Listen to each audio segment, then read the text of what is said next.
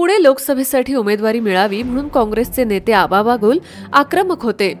आमदार रवींद्र धंगेकर यांना उमेदवारी जाहीर झाल्यानंतर बागुल यांनी काँग्रेस भवनात थेट मूक आंदोलन केलं। बागुल यांच्यासारखा जनमानस सोबत असताना नेता नाराज होणं परवडणारं नसल्यानं काँग्रेस श्रेष्ठींनी त्यांची समजूत काढली होती। आता काँग्रेसचे माजी उपमहापौर असणाऱ्या आबा बागुल यांना पर्वती विधानसभा निवडणूक लढवायची आहे। येत्या निवडणुकीत हा मतदारसंघ भाजपकडून काँग्रेसकडे खेचून आणण्यासाठी आपणच सक्षम उमेदवार असल्याचा दावा त्यांनी केलाय। यापूर्वी आघाडीमध्ये ही जागा गेली ती टर्म राष्ट्रवादी काँग्रेसला सुटूनही शरद पवारांच्या उमेदवारांना वारंवार पराभव पत्करावा लागलाय। त्यामुळे ही जागा काँग्रेसला मिळवण्यासाठी बागुल आग्रही आहेत। यासाठी आबा बागुल यांनी जोरदार मोर्चे बांधणी सुरू केली आहे। यासाठी मध्यंतरी त्यांनी शरद पवारांची भेट घेतली। सुप्रिया सुळेंनाही आपल्या कार्यक्रमात बोलून त्यांची प्रोग्राम डिप्लोमसी दिसून आली आहे। त्यामुळे आबा बागुलांना उमेदवारी दिल्यास येथे चमत्कार घडणार का, त्याचाच हा आढावा। 1995 साली दिलीप कांबळे यांनी काँग्रेसच्या शरद रानपिसे यांच्यावर विजय मिळवत पर्वतीत पहिल्यांदाच भाजपचं कमळ फुलवलं।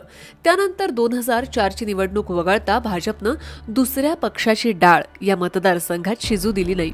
यात माधुरी मिसाळांनी तब्बल 3 वेळा या मतदारसंघाचं प्रतिनिधित्व केलं। पर्वतीची जागा आघाडीत राष्ट्रवादी काँग्रेसला सुटत आली आहे, परंतु वारंवार उमेदवार बदलूनही राष्ट्रवादीला इथं आपला झेंडा फडकवता आला नाहीये। सचिन तावरे, सुभाष जगताप ते 2019 मध्ये अश्विनी कदम यांच्यापैकी राष्ट्रवादीच्या एकाही उमेदवाराला या मतदारसंघात विजय मिळवता आला नाही। त्यातच आता पुणे महानगरपालिकेत सलग 6 वेळा नगरसेवक, उपमहापौर, स्थायी समिती अध्यक्ष, विरोधी पक्षनेता, गटनेता अशी पदं भूषवलेल्या काँग्रेसच्या आबा बागुलांचं नाव पर्वती मतदारसंघासाठी सध्या चर्चेत आलंय। सभागृहात न बोलणारा नगरसेवक ते मुत्सद्दी अभ्यासू राजकारणी अशी ओळख आबा बागुल यांची राहिली आहे। महापालिकेत विरोधी पक्षनेता म्हणून काम करत असताना त्यांचा पुणे पॅटर्न चर्चेत आला।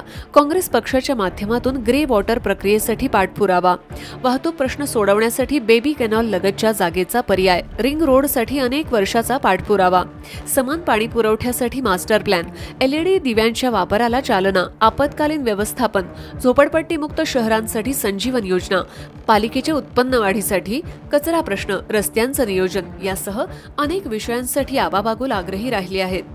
नागरी सुविधांबरोबरच भारतीय कला क्षेत्राच्या कौतुकाला पात्र ठरलेलं भारतरत्न पंडित भीमसेन जोशी कला दालन, देशात रोल मॉडेल ठरलेलं Rajiv Gandhi e-learning school, 3D तारांगणाची निर्मिती, जगातील 7 आश्चर्यांची प्रतिकृती, स्केरी मिरर, एलियन पार्क, तारांगण, कैलासवासी सदू शिंदे क्रिकेट स्टेडियम यासह अनेक प्रकल्प त्यांनी यशस्वी करून दाखवलेत।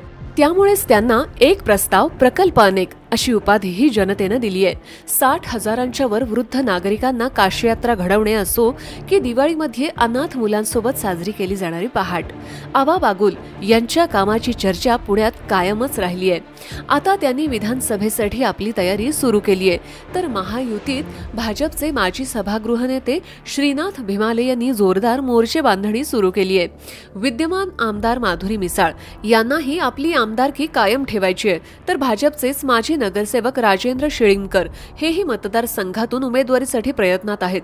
दुसऱ्या बाजूला शरद पवार गटात असलेल्या अश्विनी जगताप यांनीही पुन्हा लढण्याची इच्छा बोलून दाखवली आहे। आता जिंकणाऱ्या उमेदवाराला संधी द्यायची आहे असा प्राथमिक फॉर्म्युला महाविकास आघाडीत ठरल्याची चर्चा आहे।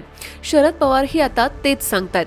त्यामुळे महाविकास आघाडीत पर्वती मतदारसंघातून कुणाला उमेदवारी द्यायला हवी, तुम्हाला याबाबत काय वाटतं ते कमेंट करून नक्की सांगा। आणि अशाच व्हिडिओसाठी आमच्या पॉलिटिकल महाराष्ट्र या पेजला लाईक करा, फॉलो करा आणि सबस्क्राईब करा। धन्यवाद।